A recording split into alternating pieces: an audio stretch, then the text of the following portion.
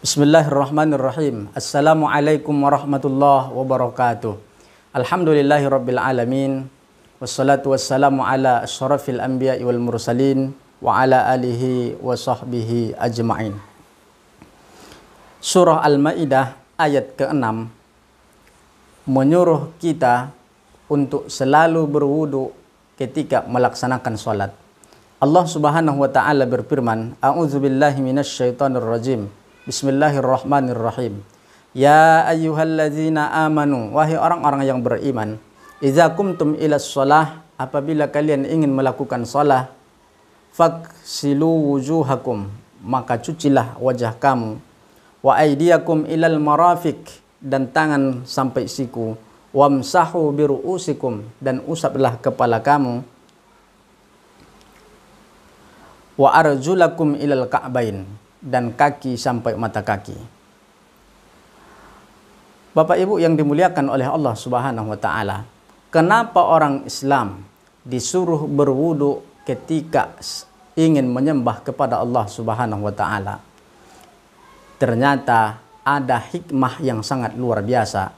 Itulah yang akan kita bahas dengan judul hikmah wudu. Minimal ada 5 hikmah wudu yang dilakukan ketika ingin menyembah kepada Allah Subhanahu wa taala. Hikmah yang pertama adalah sebagai salah satu syarat sahnya salat dan tawaf yang kita lakukan dalam menyembah Allah Subhanahu wa taala. Di dalam hadis sahih Bukhari Muslim, Nabi sallallahu alaihi wasallam bersabda, "La tuqbalus salatu", tidak akan diterima salat daripada seorang kalian, iza ahdasa, apabila dia berhadas, hatta yatawadda, sehingga dia berwudu, membersihkan dirinya. Itulah tuntunan Al-Maidah ayat yang ke-6 tadi. Ini adalah hikmah yang pertama. Sedangkan hikmah yang kedua, membersihkan dan menyegarkan tubuh. Bapak Ibu yang dimuliakan oleh Allah Subhanahu wa taala, ketika 5 kali kita cuci anggota wudhu kita sehari semalam, maka badan kita akan bersih, maka badan kita akan sehat, maka itu dapat menyegarkan tubuh kita. Al-aqlus salim fil jismis salim. Akal yang sehat, IQ yang tinggi, itu berada di dalam tubuh yang bugar, berada di dalam tubuh yang sehat. Ini adalah hikmah daripada wudhu. Sedangkan hikmah yang ketiga, menjernihkan akal dan pikiran kita.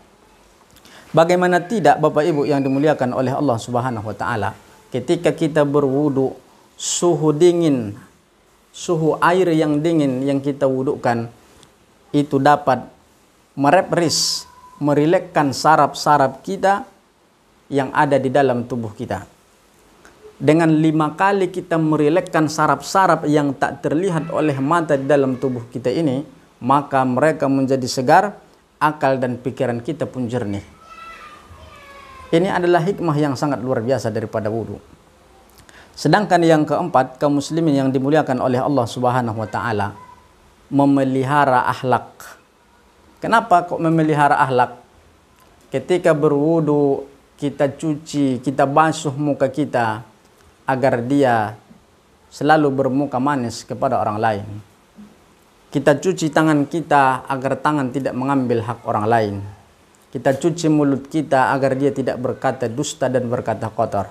Kita cuci mata dan telinga kita agar mata tidak melihat kepada yang tidak boleh dilihatnya. Agar telinga tidak mendengarkan yang tak layak didengarnya. Agar hidung tidak mencium aroma-aroma yang tak bisa diciumnya.